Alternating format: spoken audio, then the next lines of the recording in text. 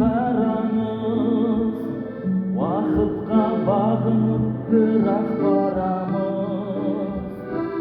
Анда-санда алған хаттар арқылы ажырамай тұр әзірге арамыз.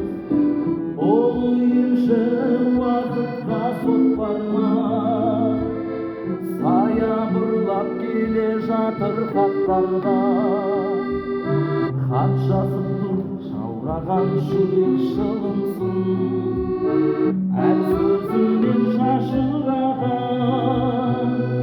оттарға.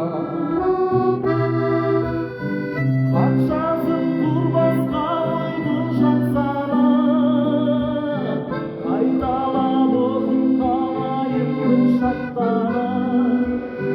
Хат жазып тұр, хат жазып